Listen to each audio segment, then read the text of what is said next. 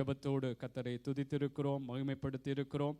தேவன் நிச்சயமாக எங்கள் மத்தியிலே அவர் எழுந்தருளி எங்களை ஆசீர்வதிக்கிற தேவன். இந்த வேளையிலும் கூட எங்கள் மத்தியிலும் அவர் வார்த்தையாக அவருடைய ஆலோசனைகளை எங்களுக்கு வெளிப்படுத்தி இந்த நாட்களிலும் எங்களை நடத்துவார். ஜெபம் பண்ணுவோம். எங்களை நேசிக்கிற நல்ல தகப்பனே, ஒருவராய் பெரிய அதிசயங்களை செய்கிறவரே, இந்த அருமையான இந்த மாலை பொழுதிற்காய் உங்களை நன்றியோடு நாங்கள் ஸ்தோத்தரிக்கிறோம், நன்றியோடு நாங்கள் துதிக்கிறோம். அப்பா, உம்முடைய பிள்ளைகளாக இந்த இடத்திலே வந்து ஆண்டவரே கர்த்தாவே உம்மை ஆராதித்து உம்முடைய வார்த்தைகளை நாங்கள் தியானித்து ஆண்டவரே இந்த ஆண்டிலே எங்களுக்கு சொன்ன உம்முடைய வாக்குத்தத்தத்தின் பிரகாரம் நாங்கள் ஒரு நற்செய்திகளாக ஆண்டவரே உம்மை பிரதிபலிக்கிற உம்மை வெளிப்படுத்துகிற பிள்ளைகளாய் நாங்கள் மாறுவதற்கு ஆண்டவரே இன்றைய நாளும் தியானிக்க போகிற ஆண்டவரே உம்முடைய ஆலோசனைகள் ஆண்டவரே எங்களுடைய வாழ்க்கையிலே ஆமென்றும் ஆமேனென்றும் மாறும்படியா நாங்கள் ஜெபிக்கிறோம் ஐயா. இந்த நாளும் வார்த்தையை ஆண்டவரே பகிர்ந்து கொள்ளும்படியா வந்திருக்கிற அடியேனே உங்களுடைய சிலுவை நிழலிலே மறைத்துக் கொள்ளுங்க. இதை பார்த்து கொண்டிருக்கிற ஆண்டவரே ஒவ்வொரு பிள்ளைகளோடு நீங்கள் பேசுங்க, இதில் இருக்கிற எங்களோடு பேசுங்க கர்த்தாவே. நாங்கள் இந்த நாளிலும் கேட்டது போல ஆண்டவரே அப்பா அதன்படியாக நாங்கள் வாழத்தக்கதாய் கர்த்தாவே எங்களை ஒப்புக்கொடுக்க எங்களுக்கு உதவி செய்யுங்க, எங்களை வழி நடத்துங்க. இயேசுவின் நாமத்தில் ஜெபிக்கிறோம் நல்ல பிதாவே, ஆமென் ஆமென் ஆமென். எல்லாரும் அமர்ந்து கொள்ளலாம். அல்லேலூயா. கர்த்தர் நல்லவர், கர்த்தருடைய கிருபை என்றும் உள்ளதாகவே எப்பொழுதும் தேவனுடைய பிள்ளைகளுக்கு இருந்து கொண்டிருக்கிறது. ஆமென். என்றால் தேவனுடைய கிருபைதான் எங்களை தாங்குகிறது, ஏந்துகிறது, தப்புவிக்கிறது. எங்களுக்கு எல்லா விதத்திலுமே அவருடைய கிருபை தான் எங்களை வழி நடத்தி கொண்டிருக்கிறது. ஆமென். ஆகவே நிச்சயமாக இந்த நாட்களிலும் கூட எங்களுடைய நாங்கள் வாழ்ந்து கொண்டிருக்கிற இந்த தேசத்திலே காலநிலைகள் சில வேளைகளிலே எங்களுக்கு பாதகமாக அல்லது எங்களுக்கு ஒரு இடையூறாக இருந்தாலும் நாங்கள் தேவ வார்த்தைகளை கேட்கும்படியாக தேவ சமூகத்துக்கு ஒரு வாஞ்சியோடு நாங்கள் வந்திருக்கிறோம். நிச்சயமாக இதை அநேகர் சில வேளைகளில் இதை பார்த்து கொண்டிருக்கலாம். அநேக பிள்ளைகள் எல்லாரோடும் கர்த்தர் இந்த நாளிலும் பேசுவார். ஆமென். ஆகவே கர்த்தருடைய வார்த்தை நிச்சயமாய் எங்கள் ஒவ்வொருவரையும் உயிர்ப்பிக்கிற வார்த்தை என்று வேதம் சொல்லுகிறது. அவருடைய வார்த்தை ஜீவன் உள்ளதாக, வல்லமை உள்ளதாக, இருபுறமும் கருக்குள்ள பட்டயமாக ஆவியையும் ஆத்துமாவையும் ஊனையும் கணுக்களையும் உருவ குத்தி யோசனைகளை வகையறுக்கிறதாக இருக்கிறது என்று சொல்லி தேவனுடைய வார்த்தைகளை குறித்து சொல்லப்படுகிறது. ஆகவே தேவனுடைய பிள்ளைகள் நாங்கள் எப்பொழுதுமே கர்த்தருடைய அந்த வார்த்தையின் வெளிப்பாட்டிற்காக, அந்த வார்த்தை மூலம் தெய்வம் என்னோடு எப்படி என்னத்தை பேசுவார் என்ற ஒரு வாஞ்சியோடு இன்றைய நாளிலே இந்த வேத படிப்பிலே மாத்திரமல்ல, வேதத்தை நாளாந்தம் நாங்கள் தியானிக்கும் பொழுது கூட, வாசிக்கும் பொழுது கூட கர்த்தர் இன்றைக்கு என்னோடு என்னத்தை பேசுகிறார், எதை பேச போகிறார் என்ற ஒரு வாஞ்சியோடு நாங்கள் படிக்கும் பொழுது கர்த்தர் நிச்சயமாக எங்களுடைய வாழ்க்கைகளிலே அவர் மாற்றங்களை எங்களுக்குள்ளாக ஒரு திருப்பங்களை அவருடைய வார்த்தை மூலம் எங்களுக்குள்ளே கட்டளையிடுவார். ஆமென்.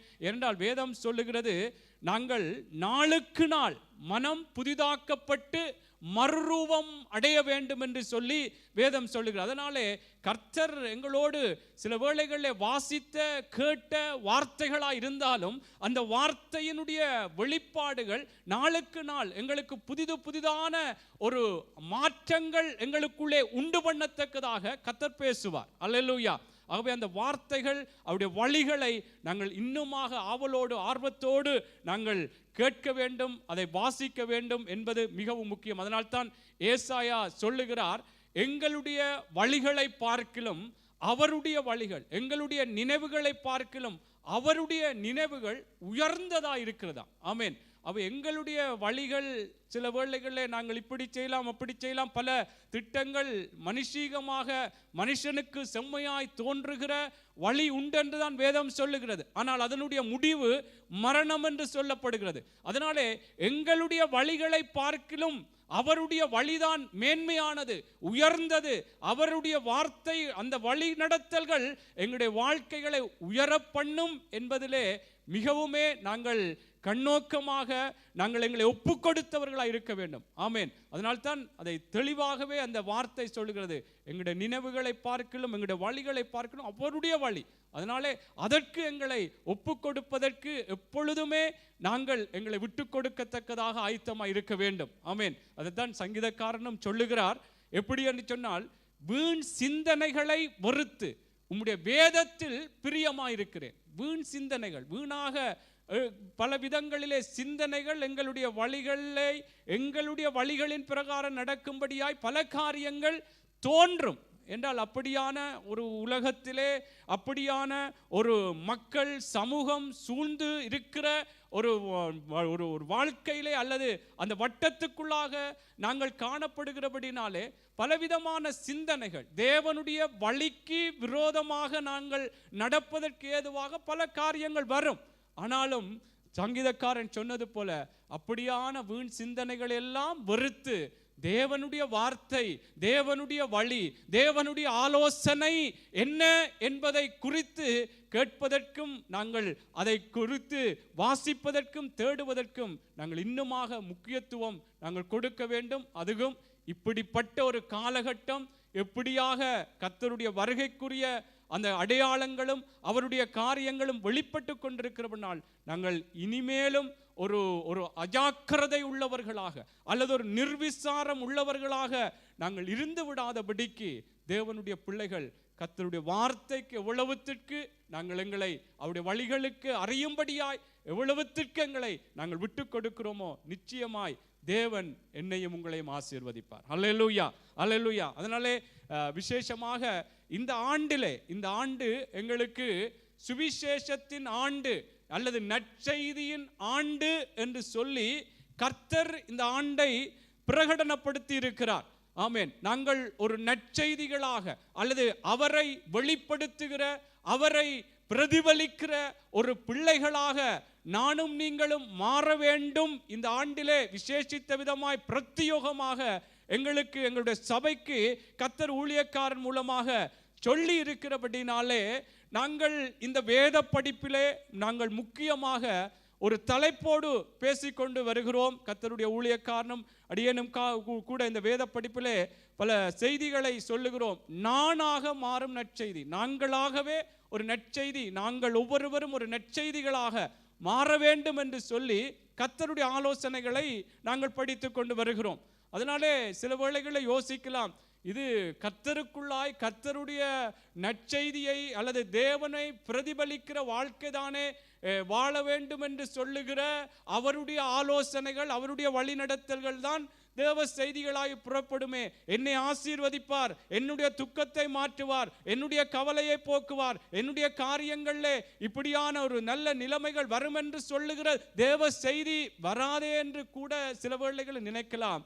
தேவனுடைய பிள்ளைகளே, அவர் எப்பொழுதுமே எங்களுக்கு அவருடைய நற்செய்தியை குறித்த செய்திகள், ஆலோசனைகளை சொன்னாலும் அதிலும் எங்களுக்கு பிரயோஜனம் இருக்கிறது. ஆமென்.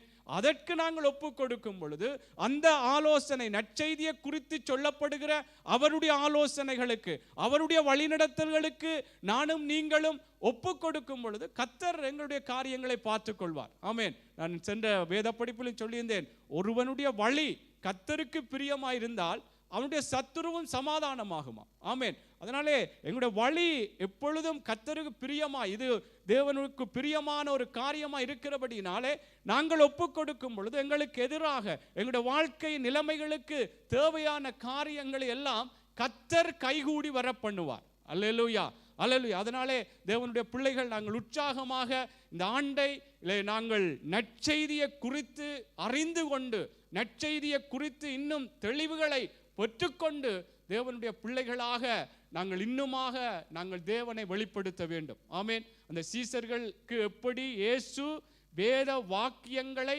விளங்க பண்ணின பொழுது அவர்கள் எப்படியாக அவர்களுடைய இருதயம் அதாவது கொழுந்து விட்டு எரிந்தது என்று வேதம் சொல்லு. விளங்க பண்ணின பொழுது அந்த வார்த்தைகளை, வேத வாக்கியங்கள் இப்படி என்று சொல்லி அவர்களுக்கு விளங்க பண்ணின பொழுது இருதயம் கொழுந்து விட்டு எரிந்தது போல நிச்சயமா எங்களுக்கும் இந்த நற்செய்தியை குறித்த பல ஆலோசனைகள் சொல்ல சொல்ல சொல்ல கர்த்தருக்குள்ளாக நாங்கள் ஒரு நற்செய்திகளாக மாறுவோம். அல்லேலூயா, அல்லேலூயா. கர்த்தர் நல்லவர். நாங்கள் விசேஷமாக இந்த ஆண்டிலே இந்த நற்செய்தியை குறித்து இந்த வேத படிப்பிலே நாங்கள் பல காரியங்களை கற்றுக்கொண்டிருக்கிறோம்.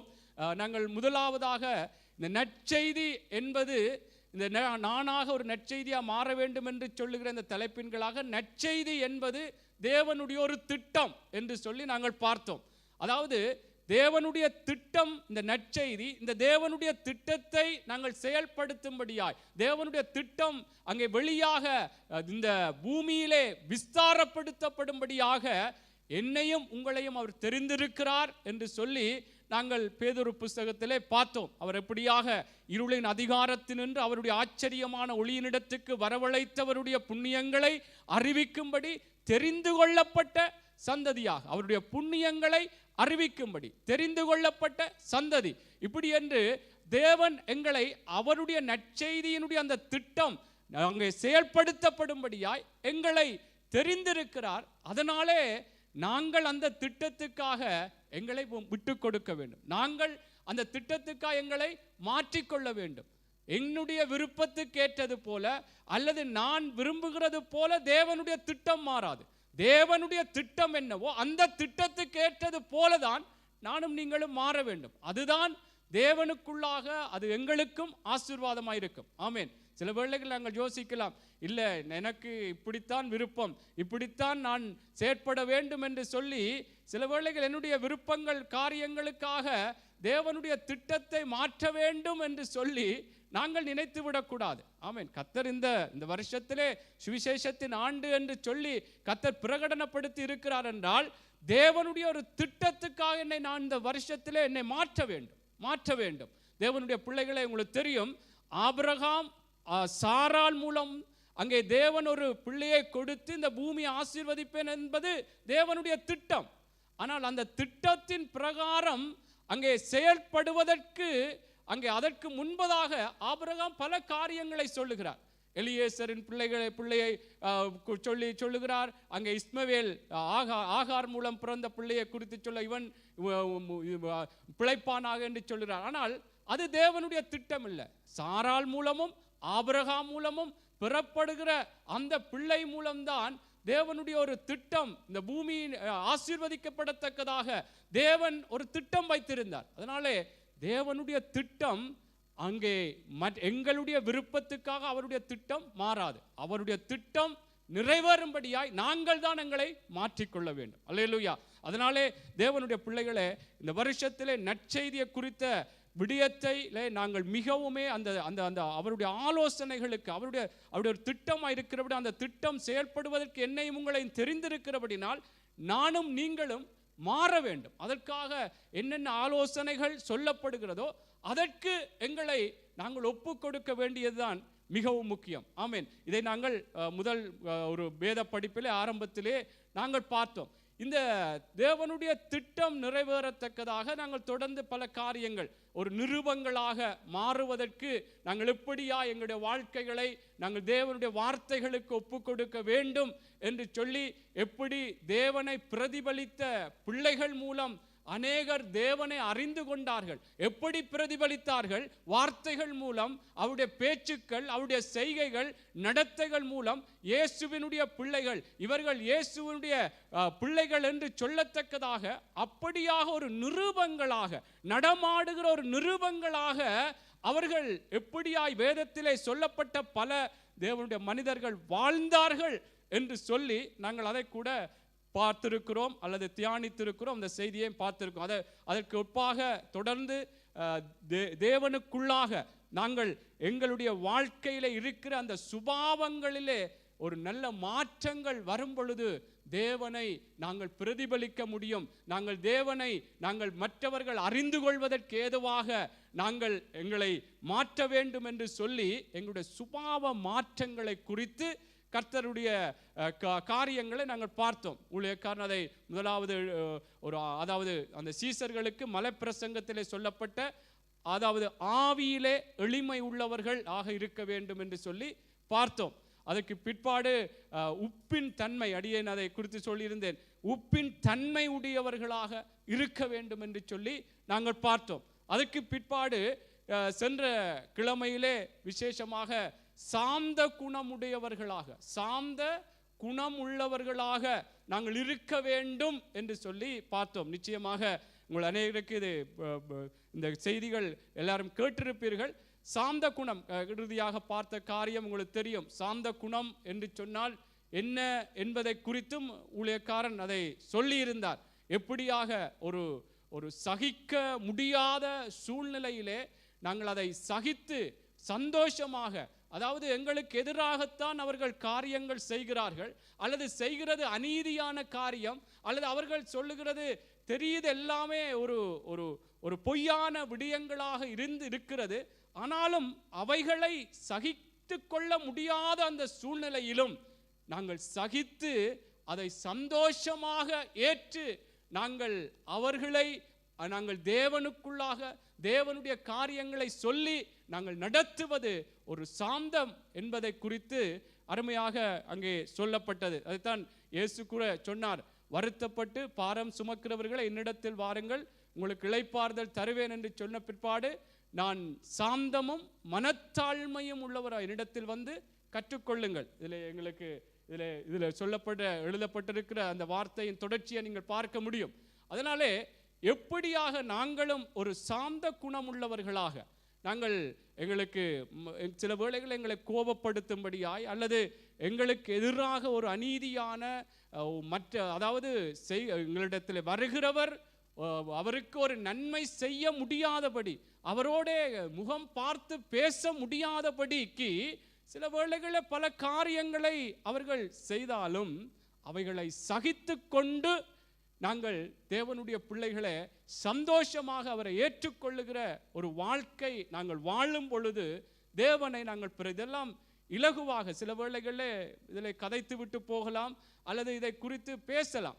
ஆனால் வாழ்க்கை முறை என்பது அல்லது அந்த சூழ்நிலையிலே நாங்கள் பிரதிபலிக்கிற அந்த செயற்பாடு மிகவும் முக்கியமாக இருக்கிறது. அதனாலே தேவனுடைய பிள்ளைகள் அது வீட்டிலே வரலாம், சபையிலே வரலாம், எங்களுடைய வேலையிடங்களில் வரலாம், எங்களை சூழ்ந்திருக்கிற நண்பர்கள் மத்தியில் வரலாம். கோபமூட்டத்தக்கதான அநீதியாக இவ்வளவுத்துக்கு ஒரு கூடாத விதமாகத்தான் செயற்படுகிறார். ஆனால் நான் சாந்தமாக அதை சகித்து கொண்டு சந்தோஷமாக நாங்கள் என்ன செய்ய வேண்டும் என்றால், அடுத்த காரியம் தேவனுடைய பிள்ளைகளே, தேவனை நாங்கள் பிரதிபலிக்கணும், தேவனை குறித்து சொல்லணும். அதைத்தான் இயேசு சொன்னார், அதாவது நான் சாந்தமும் மனத்தாழ்மையுமா இருக்கிறேன், என்னிடத்தில் வந்து கற்றுக்கொள்ளுங்கள். நான் சாந்தமா இருக்கிறேன், நீங்கள் செய்கிறது எனக்கு விரோதமாய் பல காரியங்கள் செய்தீர்கள், ஆனால் நான் ஏற்றுக்கொள்கிறேன் உங்களை, ஆனால் என்னுடைய வார்த்தையை கற்றுக்கொள்ளுங்கள், என்னுடைய ஆலோசனையை கற்றுக்கொள்ளுங்கள். அப்ப தேவனுடைய பிள்ளைகளே, நாங்கள் சாந்தமாக எல்லாவற்றையும் ஏற்றுக்கொள்ளுகிறது மாத்திரமல்லாமல் தேவனை நாங்கள் வெளிப்படுத்த வேண்டும். சகோதரனே, நீங்கள் இப்படி செய்கிறது நல்ல, இது கர்த்தர் விரும்பாத ஒரு காரியம், இது கர்த்தருக்கு பிரியமில்லை, கர்த்தர் உங்களை நேசிக்கிறார், இப்படியான வழிகளை விட்டு வர வேண்டும் என்று சொல்லி நாங்கள் தேவனை வெளிப்படுத்த வேண்டும். சாந்தமாக இருக்க வேண்டும், சாந்த குணம் இருக்க வேண்டும், அதனோடு தேவனை சொல்ல வேண்டும். அல்லேலூயா, அல்லேலூயா. நாங்கள் சாந்தமாக இருந்துட்டு அமைதியாக இருந்தோம்னால் அதிலே தேவனுக்கு அல்லது தேவனை அவர்கள் அறிந்து கொள்வதற்கு ஏதுவில்லாமல் போய்விடும். அதனால் நான் என்ன சொல்லுகிறேன் என்றால், சாந்தமாக அந்த சகிப்போடு, அதை தீமை செய்கிறார்கள், அநீதியான காரியம், ஒரு நியாயம் இல்லாதபடி செயற்பட்டவர்கள் தான், ஆனால் அவைகளை சகித்து சந்தோஷமாய் அவரை ஏற்றுக்கொண்டு அவருக்கு நல்ல தேவனுக்குள்ளான ஒரு ஆலோசனையை, தேவனுக்குள்ளான ஒரு நன்மையான காரியங்களை நாங்கள் சொல்ல வேண்டும்.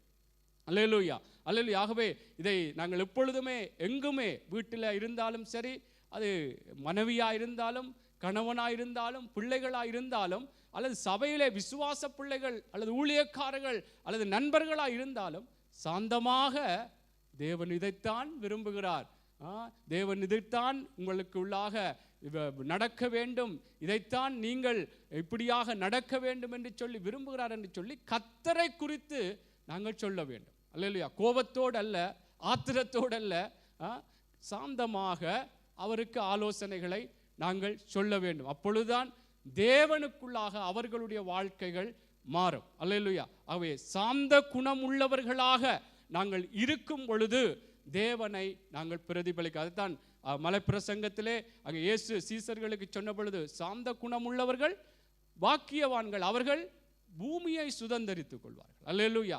அவை நாங்கள் இப்படியா சாந்த குணம் உள்ளவர்களாக, இயேசு எங்களுக்கு முன்மாதிரியாக இருந்திருக்கிறார். அவர் எவ்வளவுத்துக்கு அவருக்கு எதிராக எவ்வளவோ காரியங்கள் செய்யப்பட்ட பொழுதிலும் அவர் சொன்னார், நான் சாந்தமும் மனத்தாழ்மையுமாய் இருக்கிறேன், என்னிடத்தில் வந்து கற்றுக்கொள்ளுங்கள், உங்களை மன்னிக்கிறேன் அல்லது உங்களை நான் ஏற்றுக்கொள்ளுகிறேன், உங்களுக்கு ஒரு ஒரு நீங்கள் செய்ததுக்கு பழிக்கு பழி வேண்டும் அப்படியெல்லாம் இல்லை. எல்லாம் அநீதியான காரியங்கள் நான் செய்துகிறேன், நான் சாந்தமாய் உங்களை ஏற்றுக்கொள்கிறேன், ஆனால் என்னிடத்தில் வந்து கற்றுக்கொள்ளுங்கள், என்னுடைய ஆலோசனைகளை கேளுங்கள், என்னுடைய வழிகளின் பிரகாரம் நடவுங்கள் என்பதை சொன்னது போல தேவ பிள்ளைகளை நாங்களும் இப்படியாக சாந்த குணமுள்ளவர்களாக இந்த சூழ்நிலையிலும் நாங்கள் இருக்க வேண்டும். நான் சொன்னது போல பேசலாம், இதில் நாங்கள் கதைத்து விட்டு போகலாம். அந்த சூழ்நிலைகள் வரும் பொழுது நாங்கள் இந்த வார்த்தையிலே நாங்கள் உறுதியாய் நிற்க பழகிக்கொள்ள வேண்டும். அல்லேலூயா, அல்லேலூயா. ஆகவே தேவனுடைய பிள்ளைகளே, இப்படியாக நாங்கள் தேவனை வெளிப்படுத்தத்தக்கதாய் தேவனுடைய அந்த வெளிச்சத்தின் பிள்ளைகளாக நாங்கள் நடக்கும் பொழுது தேவனை இன்னுமாக அநேகர் இப்படியான இந்த நல்ல சுபாவங்கள் மூலமாக அறிந்து கொள்வதற்கு ஏதுவாய் இருக்கும். அல்லேலூயா. அதனால்தான் எபேசியர் புஸ்தகத்திலே நாங்கள் வாசித்திருக்கிறோம், எப்படி வெளிச்சத்தின் பிள்ளைகளாய் நடந்து கொள்ளுங்கள். நீங்கள்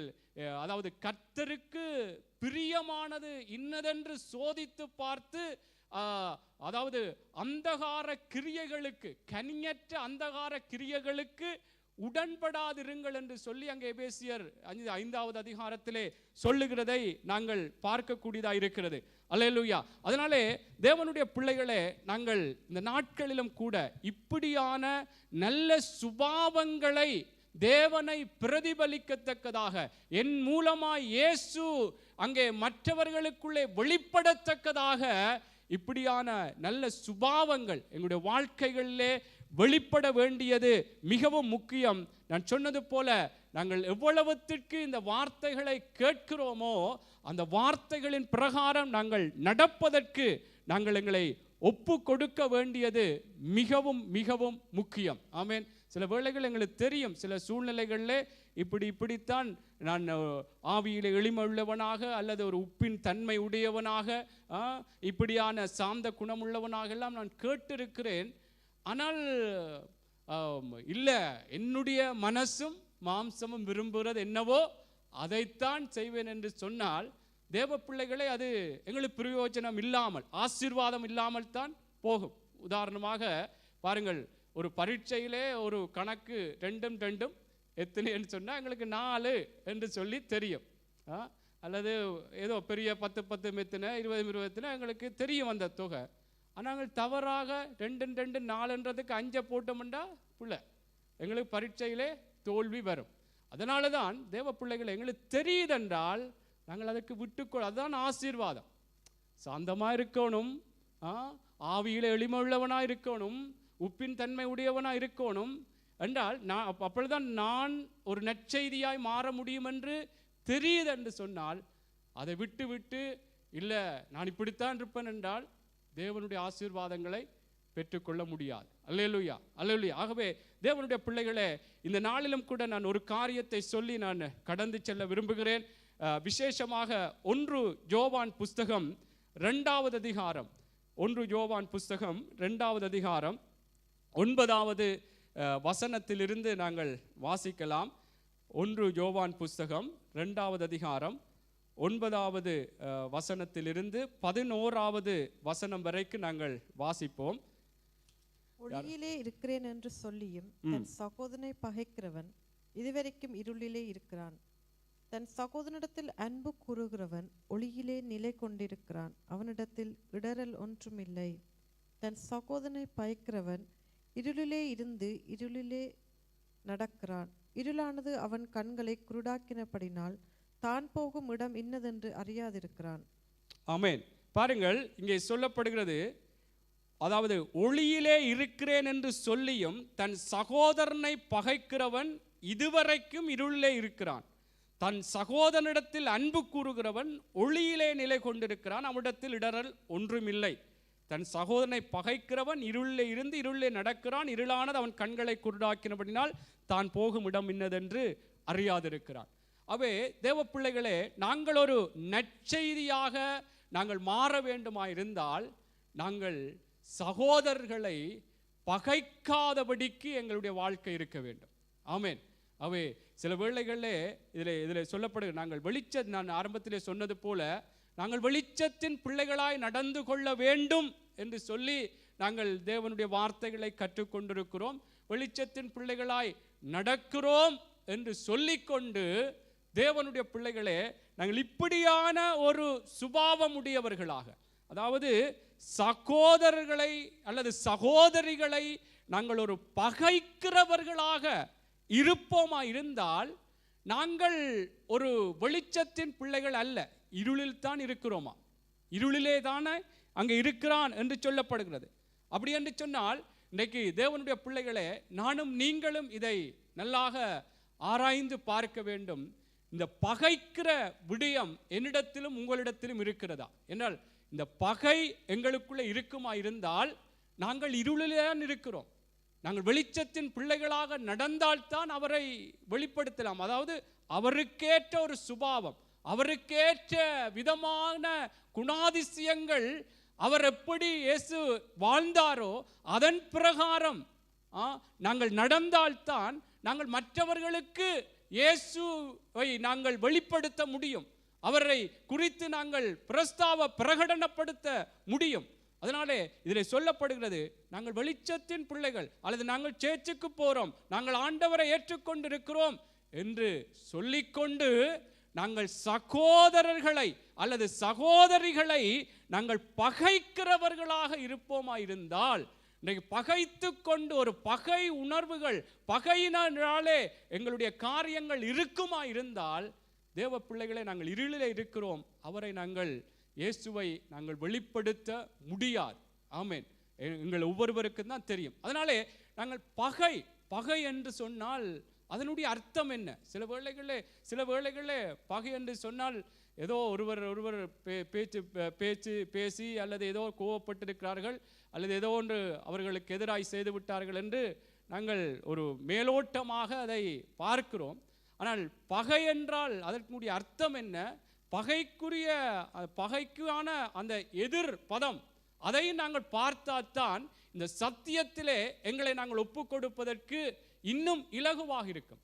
பகை என்ற அடுத்த வார்த்தையை சொல்லப்படுகிறது, தன் சகோதரனிடத்தில் அன்பு கூறுகிறவன் ஒளியிலே நிலை கொண்டிருக்கிறான். அப்ப பகைக்கிறதற்கு எதிர்ப்பதம், அதாவது அதற்கு எதிராக இருக்கிற ஒரு காரியம் என்றால் அன்பு கூறுதல். அப்ப அன்பு கூறாமல் நாங்கள் ஒரு பகையை வெளிப்படுத்துகிறவர்களாக அல்லது அந்த பகைக்குரிய எங்களுடைய குணாதிசயங்களை நாங்கள் வெளிப்படுத்துகிறவர்களாக இருப்போமா இருந்தால், நாங்கள் தேவனை நாங்கள் பிரதிபலிக்க முடியாது, இருளிலே தான் இருக்கிறோம். நாங்கள் சொல்லலாம் வெளிச்சத்தின் பிள்ளைகளாய் ஒளியிலே தான் இருக்கிறோம், நடக்கிறோம். நாங்கள் ஆலயத்துக்கு போறோம் என்று சொன்னாலும் அங்கே சொல்லப்படுகிறது இருளிலே தான் இருக்கிறோம் என்று சொல்லி. அல்லேலூயா. அவே பகை என்று சொன்னால் உங்கள் எல்லாருக்கும் தெரியும். பகை என்று சொன்னால் நீங்கள் சொல்லுவீர்கள், பகை என்றால் எங்கள் எல்லாருக்குமே சில சம்பவங்கள், சில காரியங்கள் எங்களுக்கு நடந்திருக்கும். பகை என்றால் என்ன அதனுடைய அர்த்தம்? பகையை உள்ளவர்கள் எப்படி இருப்பார்கள், அதை வர்த்து அந்த அர்த்தத்தை சொல்வார்கள். அதாவது ஒருவன் கெட்டு போக வேண்டும் அல்லது அழிந்து போக வேண்டும், அவன் நல்லா இருக்கக்கூடாது, நாசமா போக வேண்டும், இப்படி அல்லது அவனுடைய வாழ்க்கையில ஒரு நல்ல காரியமே நடைபெறக்கூடாது, இப்படி அவன் வெட்கப்பட்டு போகணும், இப்படி பல காரியங்களை உள்ளடக்கி அன்புக்குரியவர்களே இந்த பகையை நாங்கள் அர்த்தப்படுத்த முடியும். எப்படி? மற்றவன் எப்படியாவது அவர் எனக்கு இப்படியாக செய்து விட்டார், இவர் எப்படியாவது அழிஞ்சு போகணும், கெட்டு போகணும், நல்லா இருக்கக்கூடாது, நல்லா இருக்கக்கூடாது, இப்படி அல்லது இவருடைய காரியங்கள் ஒன்றும் ஒரு முன்னேற்றத்துக்குள்ளே வரக்கூடாது. அதற்காக தேவனுடைய பிள்ளை அப்படியான ஒரு சுபாவம் தோடு எங்களுடைய வாழ்க்கைகளுக்குள்ளே இருக்குமா இருந்தால், அந்த பகை உணர்வு எங்களுக்குள்ள யாரை குறித்தும் இருக்குமா இருந்தால், சகோதரனையோ சகோதரியை குறித்து இருக்குமா இருந்தால், நாங்கள் அங்கே இருளிலே நடக்கிறோம் என்றுதான் வேதம் சொல்லுது. அது யாரை குறித்தும் வேதம் சொல்லுகிறது, சத்துருக்களையும் சிநேகியுங்கள். அவ எப்படிப்பட்ட தீவிரவாதியா இருந்தாலும், இப்படியாக உலகத்தையோ அல்லது தேசங்களையோ எவ்வளவுத்திற்கு ஒரு களவு செய்கிற, திருட்டு செய்கிற, பல விதங்களிலே ஒரு கூடாத காரியங்களை செய்கிறவர்களாக இருந்தாலும், நாங்கள் அவன் கெட்டு போகட்டும், அழிந்து போகட்டும், இவன் இருந்து பிரயோஜனம் இல்லை, இப்படி ஒரு பகை, அதாவது பகை என்று சொன்னால் நான் சொன்னேன், அவன் அழிந்து போகட்டும், இவன் இருந்து பிரயோஜனம் இல்லை, எப்படியாவது இவனுடைய காரியங்கள் நல்லதாகவே இருக்கக்கூடாது என்று சொல்லி தேவ பிள்ளைகளை அப்படியான ஒரு சகோதரனை குறித்தோ சகோதரியை குறித்தோ, சில வேளைகளை நான் சொன்னது போல எங்களுக்கு அருகாமையில் உள்ள இருக்கிற சகோதரர்களை நாங்கள் சில வேளைகளை நினைக்கலாம். ஆனால் எங்களோடு சம்பந்தப்படாத, எங்களுடைய வாழ்க்கையிலே தனிப்பட்ட ரீதியாக சம்பந்தப்படாத பல மனுஷர்களை குறித்து கூட நாங்கள் இப்படி நினைத்திருக்கிறோம். அவன் அழிந்து போகட்டும், இவன் இருந்து பிரயோஜனம் என்ன, இப்படியெல்லாம் செய்கிறானே. அதாவது அதுதான் பகை.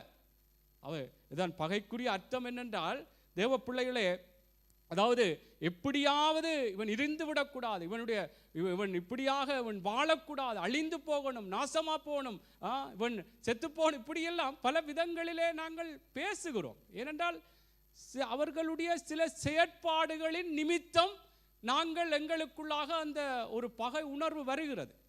தேவ பிள்ளைகளே, யாரை குறித்து நான் சொல்லுகிறேன், இப்போ எங்களுக்கு இடையே இருக்கிற அல்லது எங்களுக்கு முரணாக வெளிப்படுகிற சகோதரர்களை மாத்திரமில்லை, இப்படியாக பல மக்களுக்கு எதிராக பல காரியங்களை செய்கிறவர்களாக இருந்தாலும் தேவ பிள்ளைகளே, அவர்களை நாங்கள் நேசிக்க வேண்டும். அதான் இதில் சொல்லப்படுகிறது, தன் சகோதரனை பகைக்கிறவன் இதுவரைக்கும் இல்லை இருக்கான், தன் சகோதரனிடத்தில் அன்பு கூறுகிறோம். அதாவது பகை என்று சொன்னால் என்னென்று பார்த்தோம், பகையினுடைய அந்த அர்த்தங்களை பார்த்தோம். அன்பு கூறுகிறது, அதாவது மற்றவனுடைய அந்த நலனை நாட வேண்டும், அவன் வாழ வேண்டும், அவன் நல்லா இருக்க வேண்டும், இவனுக்குள்ளாக ஒரு மாற்றம் வர வேண்டும் என்று சொல்லி இப்படியான ஒரு அன்பு கூறுதல் தேவ பிள்ளைகளை எங்களுக்குள்ளே இருக்க வேண்டும். இந்த நற்செய்தியின் ஆண்டிலே இது எங்களுக்கு மிகவும் முக்கியமாக இருக்கிறது. நான் ஒரு நற்செய்தியாக மாற வேண்டும் என்றால் நாங்கள் யாரையும் பகைக்கக்கூடாது.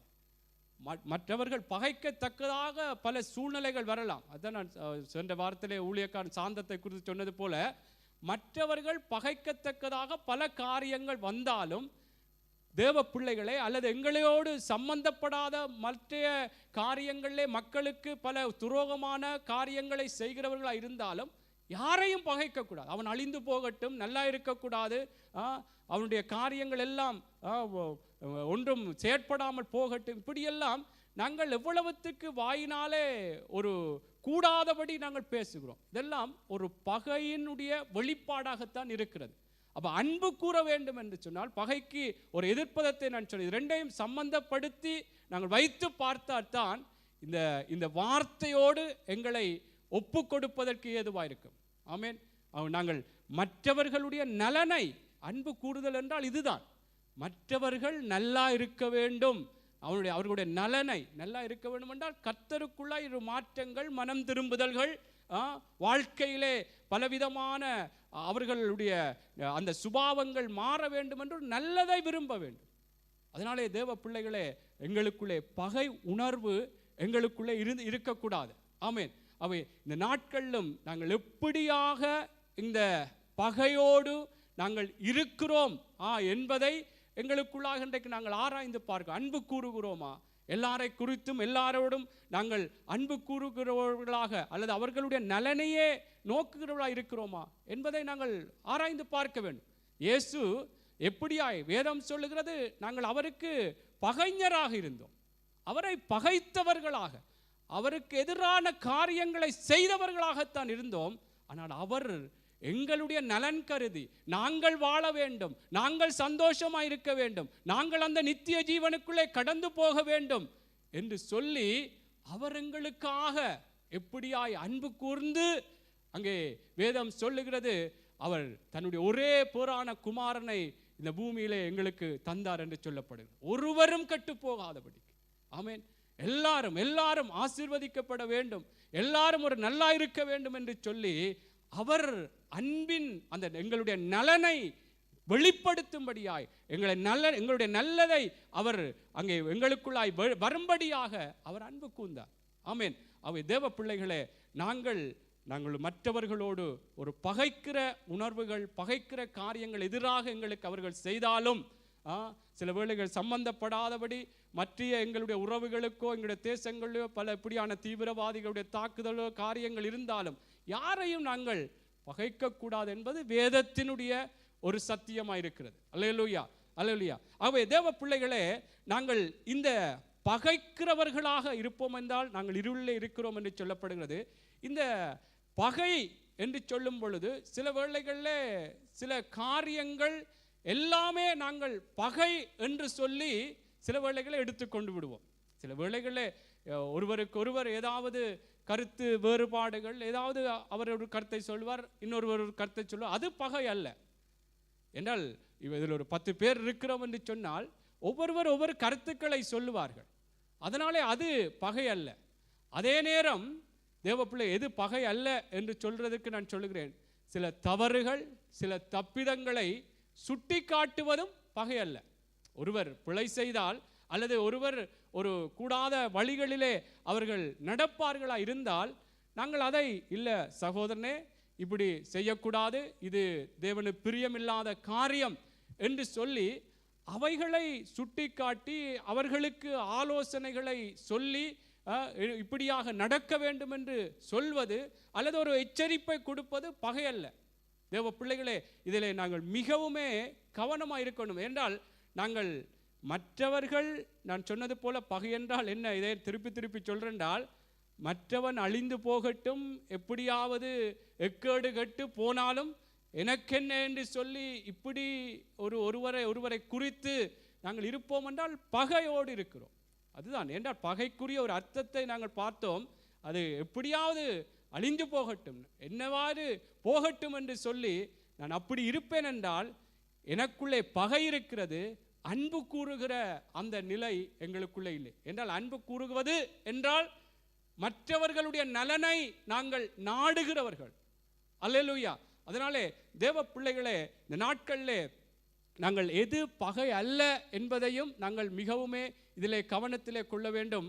நாங்கள் மற்றவர்கள் ஏதாவது தப்பிதங்களோ அல்லது தேவனுக்கு பிரியமில்லாதபடி அல்லது தேவனை சார்ந்து கொண்டு தேவனுக்கு ஒப்பு கொடுக்காதபடி சில வேளைகளிலே அவர்கள் செயற்படும் பொழுது அவர்களை அழைத்து சகோதரனே சகோதரியே இப்படி செய்யக்கூடாது, இப்படியா இருக்க வேண்டும், இப்படியெல்லாம் சில வேளைகளில் நாங்கள் சபையிலே சொல்லி கொண்டு வருகிறது போல சபை நேரம் ஆறாத நேரம் கதைக்கக்கூடாது, இது கதைத்தால் கர்த்தர் உங்களுக்கு பிரியமில்லாதபடி காரியங்கள் இருக்கும் என்று சொல்லி இவைகளை சொல்வது பகை அல்ல, அவர்களோடு இருக்கிற பகை அல்ல. இதை சில வேளைகளில் நாங்கள் பேசிக்கொள்ளும் பொழுது ஏதோ என்னோடு இவருக்கு விருப்பம் இல்லை போலடக்கு, இந்த ஊழியக்காரனுக்கு விருப்பம், என்னைத்தான் குறித்து நெடுகளும் அவர் பார்த்து கொண்டே இருக்கிறார், நீ கதைக்கிறார், ஆறாத நேரம் இப்படி செய்கிறார் என்று சொல்லி இப்படி இவைகளை வைத்து சில வேளைகளில் நாங்கள் பிழையான ஒரு கருத்து அல்லது பிழையாக நாங்கள் அதை அந்த காரியங்களை எடுத்துக்கொள்ள கூடாது. ஆகவே பகை அல்லாத காரியம் மற்றவருடைய தப்பிதங்களை சொல்ல வேண்டும். வேதத்திலே உங்களுக்கு தெரியும், யோசேப்பை குறித்து நாங்கள் பார்க்கிறோம். அவன் எப்படி தன் சகோதரர்களுடைய துன்மார்க்கமான கூடாத காரியங்கள் வழிகளை குறித்து தன் தகப்பனிடத்திலே வந்து சொன்னான். அப்ப இப்படி வேதத்திலே பல தேவனுடைய மனிதர்கள் தேவனுக்கு பிரியமில்லாதபடி நடந்த பல மனிதர்களுடைய தப்புகளை தவறுகளை சுட்டிக்காட்டி அவர்களை மனம் திருப்பினார்கள். அதனாலே தேவ பிள்ளைகளே, இது மற்றவருடைய தவறுகள் தப்பிதங்களை சுட்டிக்காட்டி இப்படி நடக்க வேண்டும், காரியங்கள் செய்ய வேண்டும் என்று சொல்வது பகை அல்ல. அது ஒரு அன்பு கூறுகிற ஒரு வெளிப்பாடு. ஆமென். என்றால் நல்லா இருக்கணும், நல்லா தேவனுக்குள்ளாய் அவருடைய ஜீவியம் கட்டப்பட வேண்டும், அவருடைய வாழ்க்கை தேவனுக்குள்ளாக அவர்கள் ஆசீர்வதிக்கப்பட வேண்டும் என்று சொல்லி அந்த ஒரு எண்ணத்தோடு அந்த சிந்தையோடு தேவனுடைய பிள்ளைகளே அங்கே சொல்லப்படுகிற ஒரு விடயமாகத்தான் இருக்கிறது. அல்லேலூயா, அல்லேலூயா. ஆகவே வேதத்திலே கூட பல காரியங்களை சொல்ல முடியும். எப்படியாக அங்கே ஒரு வாலிபன் கூட இயேசுவிடத்திலே நித்திய ஜீவனை பெற்றுக்கொள்ளும்படியாக என்ன எப்படி பெற்றுக்கொள்ளலாம் என்று சொல்லி அங்கே வந்த பொழுது பல காரியங்களை சொல்லுகிறார்.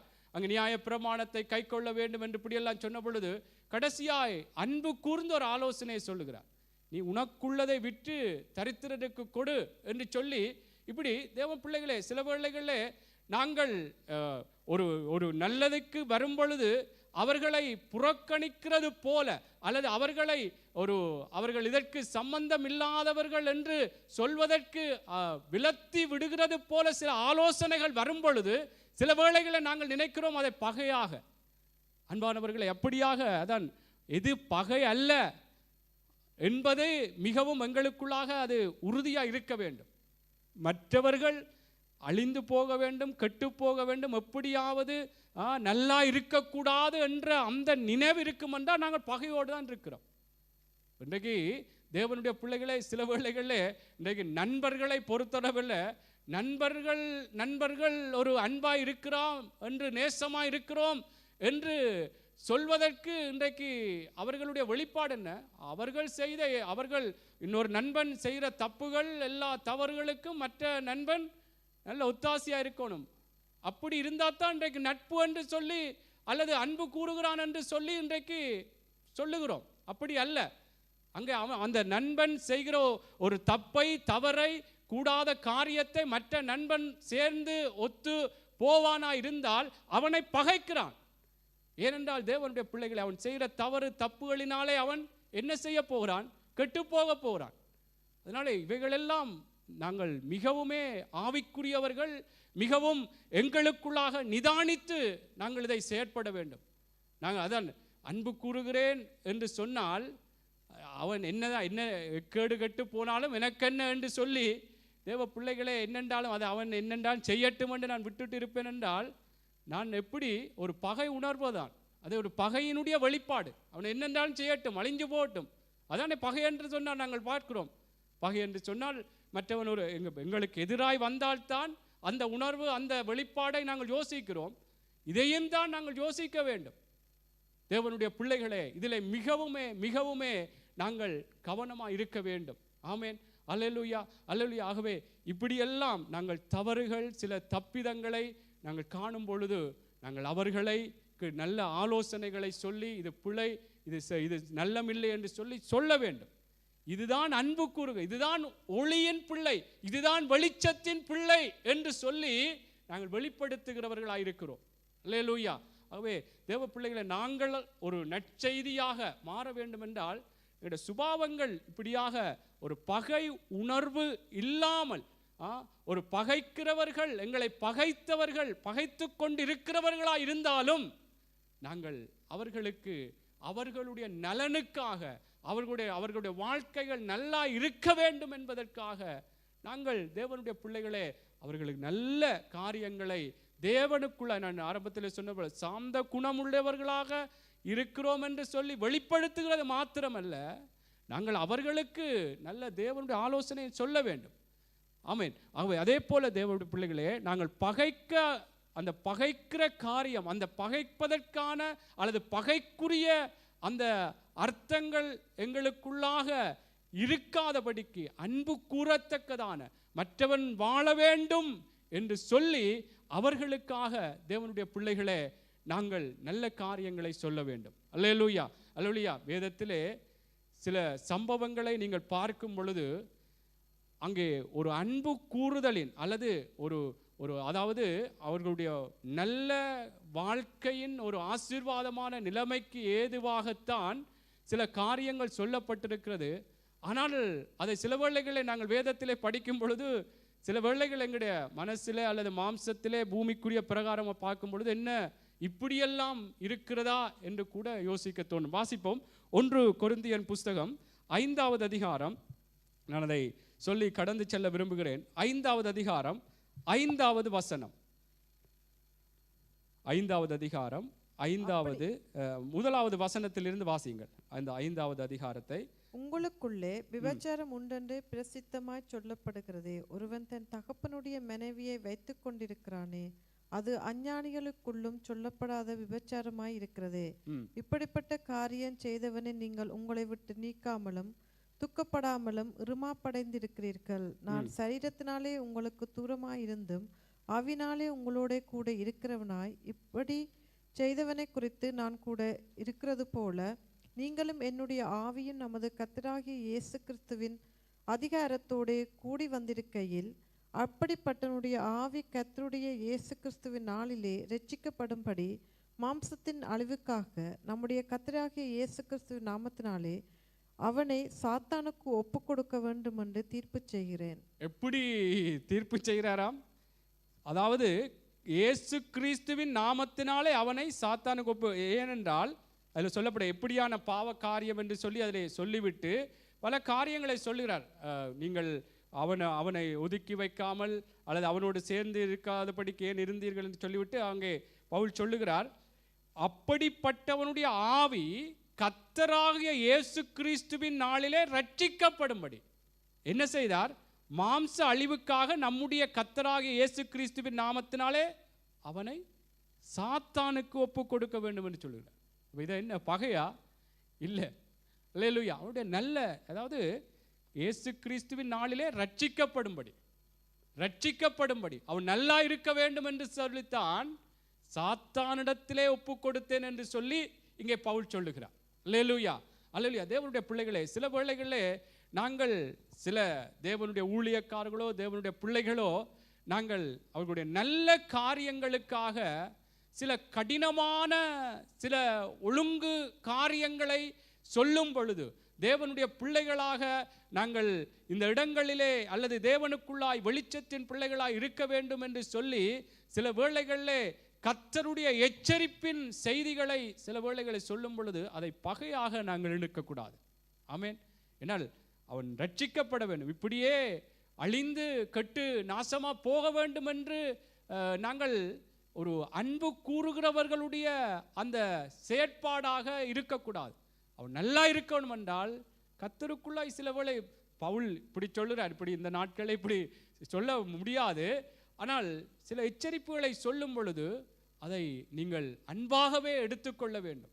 அது இவர் எனக்கு என்னிடத்தில் இவர் விருப்பம் இல்லை போல நடக்குது, இவரை நெடுகளும் என்னையே குறிவைத்து சொல்லி கொண்டிருக்கிறார் என்று சொல்லி தேவ பிள்ளைகளே ஒரு பகை உணர்வோடு அதை பகையாக எடுத்துக்கொள்ளாதபடிக்கு நாங்கள் அதை அன்பு கூர்ந்து என்னிலே அவர் ஒரு கரிசனையாக இருக்கிறார் என்று சொல்லித்தான் தேவ பிள்ளைகளை அதை எடுத்துக்கொள்ள வேண்டும். ஆமென். இதை போலதான் நாங்களும் மற்றவர்களுக்கு நாங்கள் எப்படியான ஒரு பாவ ஒரு கூடாத வழிகளிலே நடக்கிறவர்களாக இருந்தாலும் நாங்கள் அவர்களை அவருடைய நல்ல அந்த விடயத்துக்காக, ஆமென், அவருடைய நலனை கருதி அவர்களுக்கு நாங்கள் சில ஆலோசனைகளை சொல்லத்தான் வேண்டும். அல்லேலூயா. நாங்கள் அப்படியே கண்டும் காணாமல் விட்டு போவோமா இருந்தால் நாங்கள் வெளிச்சத்தின் பிள்ளைகள் அல்ல. ஆமென். நாங்கள் பல காரியங்களை சுபாவங்களிலே எங்களுக்குள்ளே மாற்றங்களை ஏற்படுத்தி கொண்டு தேவனை நாங்கள் பிரதிபலிக்க வேண்டும். ஆமென். நான் சொல்லிக்கொண்டு வர்றேன் என்னென்று சொன்னால், அந்த பகை குறித்த விடயம், அந்த பகைக்கான அல்லது அந்த வரவிலக்கணத்தை சொன்னேன். எல்லாரும் அழிந்து போகணும், கெட்டு போகணும், நல்லா இருக்கக்கூடாது, எப்படியாவது இவன் முன்னேறவே கூடாது என்று சொல்லி அப்படியான ஒரு விடயங்கள் தான் அந்த பகையை குறித்த ஒரு வெளிப்பாடாக இருக்கிறது. எங்களுக்கு எதிராக ஒருவர் செய்தால் இதைத்தான் நாங்கள் வைத்திருவோம். இதைத்தான் நாங்கள் மற்ற காரியங்களுக்கும் ஒப்பிட வேண்டும். மற்றவன் ஒரு தப்பு செய்யும் பொழுது, தவறு செய்யும் பொழுது அவன் தன் காரியத்தை பார்த்து கொள்ளட்டும் என்று சொல்லி நான் விடுவேனா இருந்தால் அவன் கெட்டு போய்விடுவான், அவன் அழிந்து போய்விடுவான்.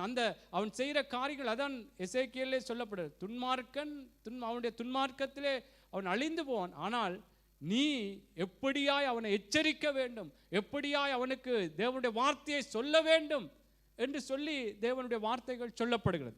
அதனாலே தேவனுடைய பிள்ளைகளே, நாங்கள் எவரையும் நான் மீண்டும் சொல்லுகிறேன், சத்துருக்களையும் சிநேகிக்க வேண்டும். ஆமென். சத்துருக்களையும் சிநேகிக்க வேண்டும், பகைக்க கூடாது, அவனும் நல்லா இருக்க வேண்டும். அந்த எண்ணம் எங்களுக்குள்ளே வர வேண்டும். ஆமென், ஆமென். தேவனுடைய ஊழியக்காரன் ஒருவர் சொல்லுவார், நல்லா இருப்பீங்க என்று சொல்லி அவர் அநேக காரியங்களை அநேக நாட்களாக எப்படி சொல்லுவார். அப்படி என்ன அதனுடைய வெளிப்பாடு என்னென்றால், நாங்கள் அன்பு கூறுகிறதின் ஒரு வெளிப்பாடு தான் மற்றவர்களுடைய நலனை நாடுகிற ஒரு காரியம். அல்லேலூயா. நாங்கள் மற்றவர்கள் எப்படியுமே எடுத்த உடனே நாங்கள் ஒரு பகைக்கத்தக்கதாக ஒரு காரியத்தை நாங்கள் செயற்படுத்துவோமா இருந்தால் அது எங்களுக்கு ஒரு ஆசீர்வாதம் இல்லை, நாங்கள் தேவனை பிரதிபலிக்க முடியாது. ஆமென். பாருங்கள், ஒரு சம்பவத்தை சொல்லி நான் முடித்துக்கொள்ள விரும்புகிறேன். லூக்காவின் புஸ்தகம் 9வது அதிகாரம், லூக்காவின் புஸ்தகம் 9வது அதிகாரம் 53வது வசனத்திலிருந்து 56வது வசனம் வரைக்கும் நாங்கள் வாசிப்போம். லூக்காவின் புஸ்தகம் 53வது அதிகாரம் 56வது வசனம். அவர் எருசலேமுக்கு போக ம். நோக்கமாயிருந்தபடினால் அவ்வூர் அவரை ஏற்றுக்கொள்ளவில்லை. ம். அவருடைய சீஷராகிய யாக்கோபும் யோவானும் அதை கண்டபோது, ஆண்டவரே, எலியா செய்தது போல வானத்திலிருந்து அக்கினி இறக்கி இவர்களை அழிக்கும்படி நாங்கள் கட்டளையிட உமக்கு சித்தமா என்று கேட்டார்கள். அவர் திரும்பி பார்த்து, நீங்கள் இன்ன ஆவி உள்ளவர்கள் என்பதை அறியீர்கள் என்று அதட்டி, மனுஷகுமாரன் மனுஷருடைய ஜீவனை அழிக்கிறதுக்கு அல்ல, ரட்சிக்கிறதற்கே வந்தார் என்றார். அதன் பின்பு அவர்கள் வேறொரு கிராமத்துக்கு போனார்கள். ஆமென். பாருங்கள், இதிலே என்ன சொல்லப்படுகிறது என்றால், அங்கே எருசலேமுக்கு போக நோக்கமாக இருந்தபடினாலே அங்கே அவ்வூரார் அவரை ஏற்றுக்கொள்ளவில்லை. இயேசுவும் அங்கே சீசர்களும் போன பொழுது அவருடைய சீசராகிய யாக்கோப்பும் யோவானும் அதை கண்ட பொழுது, ஆண்டவரே, எலியா செய்தது போல என்ன அவர்கள் தங்களை ஏற்றுக்கொள்ளவில்லை, தங்களை ஒரு மதிப்பு தந்து கனப்படுத்தி வைக்கவில்லை என்று சொன்னவுடன் அவர்களுக்கு ஒரு பகை, அவர்கள் அழிந்து போகட்டும், இந்த பட்டணத்தார் அழிந்து போகட்டும், இந்த பட்டணம் இதில் சொல்ல வானத்தில் இருந்த அக்கினி இறங்கி இவர்களை அழிக்கும்படி நாங்கள் கட்டளையிட உமக்கு சித்தமா என்று கேட்டார். அவர்கள் திரும்பி பார்த்து, நீங்கள் இன்ன ஆவி உள்ளவர்கள் என்பதை அறியீர்கள் என்று அதட்டி, மனுஷகுமாரன் மனுஷருடைய ஜீவனை அழிக்கிறதற்கல்ல ரட்சிக்கிறதற்கே வந்தார். அல்லேலூயா. அவர் என்ன சொல்லுகின்றார்? தேவனுடைய பிள்ளைகளே, எங்களுக்கு எதிராக என்ன காரியங்களை செய்தவர்களாக இருந்தாலும் அவர்களை நாங்கள் அழிவுக்கு போக வேண்டும் அல்லது எந்த ஒரு ஆசீர்வாதத்தின் நிலைகளுக்குள்ளே வரக்கூடாது என்ற அந்த எண்ணம், அந்த பகை உணர்வு எங்களுக்குள்ளாக வராதபடிக்கு அன்பு கூறுகிற அந்த எண்ணமே எங்களுக்குள்ளே எப்பொழுதும் இருக்கணும். அவருடைய நலனை கருதி அந்த நலனையே நாடி அவர் நல்லா இருக்க வேண்டும் என்று சொல்லி, தேவனுடைய பிள்ளைகளை நாங்கள் எங்கள் மத்தியிலே இருக்கிறவர்களாக இருந்தாலும் வெளியிலே இருக்கிறவர்களாக இருந்தாலும் அல்லது எப்படிப்பட்ட ஒரு தீவிரவாதிகள் அல்லது ஒரு குழப்படி செய்கிறவர்கள், பல பயங்கரமான பாவ காரியங்களை செய்கிறவர்களாக இருந்தாலும் நாங்கள் சில வேளைங்களுக்கு ஏன் இப்படி ஒரு அசுத்தமான அருவருப்பான இப்படியான பாவமான காரியங்களை செய்கிறார்களே என்று சில வேளையில் சில காரியங்களை பார்க்கும் பொழுது எங்களுக்குள்ளேயே என்ன இவங்கள் எல்லாம் ஏன் இருக்கிறார்கள், இருந்தென்ன இவங்கள் எல்லாம் அழிஞ்சு போகட்டும் என்று தான் நினைக்கிறோம் இல்லையா? இது அப்படி வருது. ஆனால் அந்த பகை உணர்வு எங்களுக்குள்ளே, அந்த பகைக்குரிய தன்மை எங்களுக்குள்ளே வரக்கூடாது. என்றால் இயேசு நாங்கள் பகைஞராய் இருந்த பொழுது, அவருக்கு எதிராக பல காரியங்களை எல்லாம் செய்த பொழுது, அதான் வேதம் சொல்லுது, அவருடைய காணியாட்சிக்கு புறம்பானவர்களும் வாக்குத்தத்தத்தின் உடன்படிக்கைக்கு அந்நியர்களும் தேவனற்றவர்களும் நிலையற்றவர்களும் ஆயிருந்தோம். அவருக்கு தூரமாயிருந்தோம் என்று சொல்லப்படுது, பகைஞராயிருந்தோம் என்று சொல்லப்படுகிறது. இப்படி இருந்த எங்கள் மீதுதான் அவர் எங்களுடைய நலன் கருதி எங்களுக்கு அன்பு செலுத்தினார், அன்பு கூர்ந்தார் என்று சொல்லி வேதத்திலே பார்க்கிறோம். அல்லேலூயா, அல்லேலூயா. ஆகவே தேவனுடைய பிள்ளைகளை இன்றைக்கு பகையை குறித்து நாங்கள் பார்த்தோம். பகை என்றால் என்ன, அல்லது பகைக்குரிய எதிர்ப்பதம் அன்பு கூறுகிற காரியம் என்று சொல்லி நாங்கள் பார்த்தோம். இந்த பகைக்குரிய அந்த அர்த்தத்தையும் இந்த அன்பு கூறுதலை நாங்கள் வைத்து பார்த்தால்தான் நாங்கள் தேவனுடைய பிள்ளைகளே, நாங்கள் இன்றைக்கு வாசித்தது போல நாங்கள் ஒளியிலே, அதில் சொல்லப்பட்ட ஒளியிலே இருக்கிறேன் என்று சொல்லி சகோதரனை நாங்கள் பகைக்காமல் இருப்போமா இருந்தால்தான் ஒளியிலே நடக்கிறவர்களாக, வெளிச்சத்திலே நடக்கிறவர்களாக இருப்போம். நாங்கள் இருளிலே, அதாவது ஒளியிலே இருக்கிறேன் என்று சொல்லி, நான் வெளிச்சத்திலே நடக்கிறேன் என்று சொல்லி, இப்படியான ஒரு பகை உணர்வு, பகைக்குரிய இப்படியான அர்த்தங்கள் கொண்ட காரியம் எங்களுடைய வாழ்க்கையில் இருக்குமா இருந்தால் நாங்கள் இருளிலே நடக்கிறோம். ஆமென். ஆகவே தேவ பிள்ளைகளே, நாங்கள் நண்பர்களாக இருந்தாலும், எங்களுடைய மனைவியாக இருந்தாலும், கணவனாக இருந்தாலும், பிள்ளைகளாக இருந்தாலும், நாங்கள் அவர்களுக்கு சொல்ல வேண்டிய பகை இல்லாத காரியம், எப்படி நான் அன்பு கூறுகிறேன் என்று சொல்லி வெளிப்படுத்தத்தக்கதான அந்த செயல்களையும் நாங்கள் சொல்ல வேண்டும். தப்புக்கள், தவறுகள், பிழையான காரியங்கள், ஒழுங்கீனமான காரியங்களை நாங்கள் சொல்லித்தான் வேண்டும். அது பகை அல்ல, அதுதான் அன்பு கூறுகிற, அவன் நல்லா இருக்க வேண்டும் என்று நினைக்கிற ஒரு செயற்பாடின் வெளிப்பாடாக இருக்கும். அல்லேலூயா. இப்படி நாங்கள் இருக்கும் பொழுது தேவனுடைய பிள்ளைகளே, நாங்கள் தேவனை பிரதிபலிக்கிறவர்களாக, ஆமென், நாங்கள் ஒரு நற்செய்தியாக, நாங்கள் யாரையும் பகைக்காதவர்களாக, அவர்களை அன்பு கூர்ந்து அவர்களுடைய நலனுக்காகவே நாங்கள் செயற்படுகிறவர்களாக நாங்கள் மாறும் பொழுது கர்த்தருடைய நாமம் மகிமைப்படத்தக்கதாய் அநேகர் தேவன் பக்கமாய் வருவதற்கு ஏதுவாயிருக்கும். அல்லேலூயா.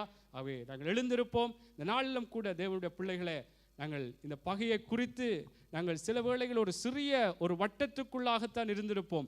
எங்களுக்கு எதிராக அவர்கள் சில செய்த காரியங்களை வைத்து பார்த்து, இவர் இப்படி செய்தார், இவர் இதனாலே இவர் நல்லா இருக்கக்கூடாது, கெட்டு போக வேண்டும், முன்னேறக்கூடாது, ஆசீர்வாதமாக இருக்கக்கூடாது என்று இப்படியான ஒரு பகை உணர்வை கூட அன்புக்குரியவர்களே நாங்கள் இப்படியான ஒரு நிலையில் தான் வைத்து பார்த்திருப்போம். ஆனால் நாங்கள் மற்றவர்களுக்குள்ளும் நாங்கள் இப்படியான மற்றவர்கள் எப்படியாக அவர்கள் கெட்டு போகத்தக்கதாக எங்களை நாங்களே அவர்களுக்கு ஒரு அன்பு கூறாமல் நாங்கள் இருப்போம். அவர்களுடைய நல்ல அந்த நிலைமைகளுக்காக நாங்கள் அவர்களுடைய நலனுக்காக நாங்கள் எங்களுடைய காரியங்களை அவர்களுக்கு வெளிப்படுத்தாமல் இருப்போமா இருந்தால் அதுவும் ஒரு பகைதான் என்று சொல்லி நாங்கள் பார்த்தோம். இப்படியான அந்த பகை உணர்வுகள் அல்லது பகைக்குரிய அந்த அர்த்தங்களோடு நாங்கள் இருந்து கொண்டு இருப்போமா இருந்தால் இன்றைக்கு நாங்கள் தேவனிடத்திலே எங்களை நாங்கள் விட்டு கொடுப்போம். ஆண்டவரே, சில வேளைகளில் என்னுடைய நண்பன் ஆண்டவரே தப்பு செய்த பொழுது, அல்லது என்னுடைய மனைவியோ என்னுடைய கணவனோ என்னுடைய பிள்ளைகளோ ஆண்டவரே தவறுகள் செய்யும் பொழுது, ஆண்டவரே நான் அவனோடு அன்பாயிருக்கிறேன் என்று அவன் நினைப்பதற்கு ஏதுவாக ஆண்டவரே அவரோடு நான் ஒத்து போயிருக்கிறேன் அப்பா, அது பகை. ஆண்டவரே ஐயா, இன்றைய நாள் எங்களோடு பேசி இருக்கிறீங்கப்பா, அவன் கெட்டு போகக்கூடாது, அவனுடைய நலனிலே ஆண்டவரே நான் கருசனையாய் அவனுடைய நலனை நாட வேண்டும் என்று சொல்லி இப்படியாய் நாங்கள் இருக்க வேண்டும் என்று சொல்லி கர்த்தர் நீர் எங்களோடு இந்த வேத படிப்பில் எங்களோடு பேசினீர். ஆண்டவரே கர்த்தாவே, எது பகை அல்ல என்று சொல்லியும், ஆண்டவரே எது அன்பு கூறுதல் என்று சொல்லியும், எது பகை என்று சொல்லியும் அப்பா நாங்கள் இன்றைக்கு பிரித்து பார்த்து நாங்கள் ஆண்டவரை கற்றுக்கொள்ளத்தக்கதாய் கர்த்தாவே நீர் எங்களுக்கோடு ஐயா நீர் இடைப்பட்டீர். ஆண்டவரே கர்த்தாவே, உங்களை நன்றியோடு நாங்கள் ஸ்தோத்தரிக்கிறோம். ஆண்டவரே, நாங்கள் எந்த சகோதரனையும் எந்த சகோதரியிலும் ஆண்டவரே நாங்கள் ஒரு பகையாக அந்த பகைக்குரிய செயற்பாடு எண்ணம் எங்களுக்குள்ள இல்லாதபடிக்கு ஆண்டவரே அன்பு கூற வேண்டும் ஐயா. ஆண்டவரே, அவர்கள் நல்லா இருக்க வேண்டும், ஆண்டவரே நல்லா இருக்க வேண்டும் என்று சொல்லி ஆண்டவரே அவர்களுடைய நலன்களுக்காகவே ஆண்டவரே எங்களுடைய எண்ணங்களும் சிந்தனைகளும் இருக்கப்பா, எங்களுக்கு உதவி செய்யுங்கப்பா. எங்களுக்கு எதிராய் பல காரியங்களை செய்தவர்களாய் இருக்கலாம் ஆண்டவரே கர்த்தாவே, எங்களுக்கு எதிராய் பல விடயங்களிலே ஆண்டவரே துரோகம் செய்தவர்களாய் இருக்கலாம் ஆண்டவரே. ஆனாலும் ஆண்டவரே ஐயா நாங்கள் அன்பு கூறுகிறவர்களாக ஆண்டவரே அவர்கள் நல்லா இருக்கும்படியான ஆண்டவரே அப்பா எண்ணங்களும் அவர்களுக்குரிய ஆலோசனைகளையும் சொல்ல அப்பா எங்களுக்கு உதவி செய்யுங்க. ஆண்டவரே எங்களுக்கு உதவி செய்யுங்கப்பா. இந்த நற்செய்தியின் ஆண்டிலே கர்த்தாவே ஐயா நாங்கள் இவைகளுக்கு ஆண்டவரே அப்பா ஒரு சாட்சிகளாய் மாறி ஆண்டவரே அப்பா உம்மை பிரதிபலிக்கத்தக்கதாக ஆண்டவரே ஒரு பிரதிபலிக்கிற சபையாக ஆண்டவரே அப்பா எங்களை நீர் மாற்றும்படியா நாங்கள் செபிக்கிறோம் ஐயா.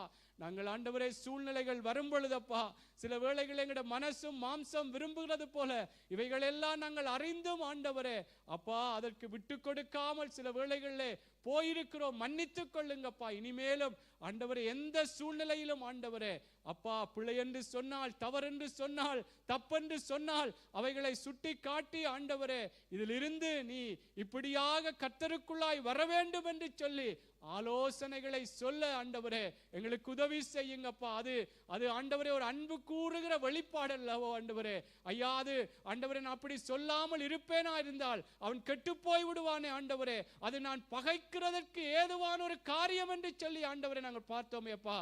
ஆண்டவரே இந்த நாளிலும் அப்பா எங்களோடு நீர் பேசினபடியா உங்களை ஸ்தோத்தரிக்கிறோம் ஆண்டவரே ஐயா. நாங்கள் பல விதங்களிலே இதுவரைக்கும் பல சகோதர சகோதரிகளை ஆண்டவரே நாங்கள் பகைத்திருப்போம். எங்களோடு தனிப்பட்ட ரீதியாக ராஜா அநேகர் எங்களோடு சம்பந்தப்படாத விடயமாய் இருந்தாலும் பல தேசங்களிலே துரோகத்தனங்கள் ஆண்டவரே அப்பா பல விதங்களிலே ஆண்டவரே நாசகார காரியங்களை செய்தவர்களை கூட ஆண்டவரே பல பாவமான காரியங்களை செய்தவர்களை கூட இவர்கள் ஏன் இருக்கிறார்கள், இவர்கள் அழிந்து போகட்டுமே, இவர்கள் கெட்டு இப்படியாய் நாசமாய் போகட்டுமே என்று சொல்லி பல விதங்களை யோசித்திருக்கிறோம் ஐயா.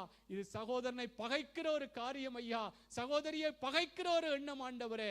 இப்படி எல்லாம் நீ நினைக்காதபடிக்கப்பா அவர்களும் நல்லா இருக்க வேண்டும், கர்த்தருக்குள்ளாய் மனம் திரும்ப வேண்டும், கர்த்தருடைய வார்த்தைகளுக்கு ஒப்புக் கொடுக்க வேண்டும் என்று சொல்லி ஆண்டவரே அவர்களுக்காய் ஜெபிக்கிறவர்களாய், அவர்களை காணும் பொழுது ஆலோசனைகளை சொல்லுகிறவர்களாய் ஆண்டவரே நாங்கள் இருக்கப்பா எங்களுக்கு உதவி செய்யும்படியா நாங்கள் செபிக்கிறோம் அப்பா. நன்றி ஆண்டவரே, நன்றி செலுத்துகிறோம். நன்றி அப்பா. இந்த வேளையிலும் கூட நாங்கள் ஒரு ஜெபத்தோடு நாங்கள் முடித்துக் கொள்ளலாம். சகோதரி தர்மா, நீங்க ஜெபம் பண்ணுங்கள், நாங்கள் முடித்துக் கொள்வோம். இரக்கமுள்ள பிரசுத்தமுள்ள பிதாவே, அப்பா Jesus. இந்த வேளைக்காய் உம்மை ஸ்தோத்திரிக்கிறோம் சுவாமி. ஆமா அப்பா ஆண்டவரே. இந்த வேளையிலே ஆண்டவரே கர்த்தாவே சுவாமி, நீங்க கொடுத்த வார்த்தைகளுக்காய் உம்மை ஸ்தோத்திரிக்கிறோம். ஜீசஸ். இடத்திலே ஆண்டவரே கர்த்தாவே அப்பா சுவாமி வந்து ஒவ்வொரு பிள்ளைகளையும் உடைய கரத்திலே ஒப்பு கொடுக்கிறோம் சுவாமி. ஆமா ஆண்டவரே. அப்பா இது மீடியா கேட்டுக்கொண்டிருக்கிற ஒவ்வொரு பிள்ளைகளுக்காய் Jesus. ஸ்தோத்திரம் ஆண்டவரே. ஆமா நீங்க எதற்காக இந்த காரியத்துக்காக இந்த வார்த்தைகளை ஆண்டவரே கர்த்தாவே அப்பா Jesus. கொடுத்தீங்களோ சுவாமி, இதுவரைக்கும் நாங்க அறியாமல் கர்த்தாவே ஆமா என்ன ஆண்டவரே. காரியங்களை செய்தாலும் கர்த்தாவே இந்த ஜீசஸ். வார்த்தையினாலே கர்த்தாவே சுவாமி மனம் திரும்ப நீங்க உதவி செய்யும்படிக்காய் ஜெபிக்கிறோம் ஆமா கர்த்தாவே ஆண்டவரே. சுவாமி. ஆண்டவரே Jesus. மற்றவர்களுக்கு கெட்டு போகும்படிக்காய் கர்த்தாவே நினைவோடு நாங்க ஆலோசனைகள் அப்பா சுவாமி ஜீசஸ். சொல்லாம இருந்திருந்தால் கர்த்தாவே சுவாமி ஆமா அப்பா ஒரு ஆண்டவரே. பிள்ளை தேவனே அப்பா துணிவோட ஆலோசனை சொல்லும் ஆலோசனை மற்றவர்கள் சொல்லும் பொழுது ஜீசஸ். அப்பா ராஜா அப்பா நாங்களும் அதை ஏற்றுக்கொள்வோம் ஆண்டவரே. ஆமா மனம் ஆண்டவரே. திரும்பவும் ஆண்டவரே கர்த்தாவே ஆமாப்பா. இயேசுவே நீங்க கிருபை செய்யும்படிக்காய் ஜெபிக்கிறோம் ஆண்டவரே. ஜீசஸ். இயேசப்பா தன் சகோதரன் அப்பா அப்பா நேசிக்கிறேன்னு சொல்லி பகைக்காதபடிக்கு ஆண்டவரே ஆமா கர்த்தாவே ஆண்டவரே. சுவாமி ஆண்டவரே கர்த்தாவே ராஜா Jesus. இயேசுவே நீங்க கூட இருக்கும்படிக்காய் ஜெபிக்கிறோம் ஆண்டவரே. ஆமா ஆண்டவரே. இயேசப்பா சோத்திரிக்கிறோம் ஆண்டவரே. நாங்க Jesus. அப்பா சுவாமி மற்றவர்கள் அப்பா பிள்ளையான வழியிலையும் ம். அப்பா எங்களுடைய சிந்தனைகளும் எங்களுடைய காரியங்களும் ஆண்டவரே ஜீசஸ். சுவாமி போகுமானா இருந்தால் கர்த்தாவே சுவாமி ஜீசஸ். நீங்க மனம் திரும்பும்படியா ஜெபிக்கிறோம். ஆமா மற்றவர்களை ஆண்டவரே. மனம் திரும்ப கூடியதாய் கர்த்தாவே ஆமா அப்பா ஆண்டவரே. சுவாமி பேசவும் ஆண்டவரே ஜீசஸ். அன்போடு வழிநடத்தவும் ஆண்டவரே ஒவ்வொரு ஆமாப்பா. பிள்ளைகளுக்கும் இந்த வார்த்தை சென்றடைய நீங்க கிருபை ஆமா செய்யும்படி ஆண்டவரே. காட்சிபிக்கிறோம் கர்த்தாவே. ஆமாப்பா. நீங்க பொறுப்படுங்க, எங்களை தாழ்த்துகிறோம் சுவாமி. ஜீசஸ். ஆண்டவரே கர்த்தாவே இதற்குண்டாக கர்த்தாவே ஒவ்வொருவரும் மனம் திரும்பவும் ஆமா நீங்க ஆண்டவரே. கிருபை செய்யப்படியாய் ஸ்தோத்திரிக்கிறோம் ஸ்தோத்திரம் கர்த்தாவே ஆண்டவரே. சுவாமி. வல்லெடுத்துங்க ராஜா, Jesus. பொறுப்படுங்க ஆண்டவரே கர்த்தாவே. ஐயா உமக்கு விரோதமான ஆமா கர்த்தாவே ஆண்டவரே. காரியங்கள் அக்கிரமங்கள் Jesus. பாவங்கள் அப்பா சுவாமி இருக்குமான இயேசுவே எல்லாவற்றையும் Jesus. மன்னித்து அப்பா ஆமாப்பா. வைத்து கர்த்தாவே உமக்கு பிரியமான பிள்ளைகளாய் வாழ நீங்க ஆமா கிருபை ஆண்டவரே. செய்யும்படி காட்சிபிக்கிறோம் கர்த்தாவே. ஜீசஸ். எங்களை தாழ்த்துக்கிறோம், உடைய கரத்திலே ஒப்பு கொடுக்கிறோம் சுவாமி. ஆமா ஆண்டவரே. இயேசுக்கு சமத்தை கேட்கிறோம் நல்ல பிதாவே. ஆமென் ஆமென் ஆமென். நம்முடைய கர்த்தராகிய இயேசு கிறிஸ்துவின் கிருபையும் பிதாவாகிய தேவனுடைய அன்பும் பரிசுத்த ஆவியானவருடைய அந்யோன்ய ஐக்கியமும் இன்றும் என்றும் சதா காலங்களிலும் எங்கள் அனைவரோடும் கூட இருப்பதாக. ஆமென் ஆமென் ஆமென். எல்லாரும் சேர்ந்து நாங்கள் சொல்லுவோம். என் ஆத்துமாவே கர்த்தரை ஸ்தோத்திரி, என் முழு உள்ளமே அவருடைய பரிசுத்த நாமத்தை ஸ்தோத்திரி. என் ஆத்துமாவே கர்த்தரையே ஸ்தோத்திரி, கர்த்தர் செய்த சகல உபகாரங்களையும் மறவாதே. ஆமென் ஆமென். கர்த்தர் எங்களுக்காக யாவற்றையும் செய்து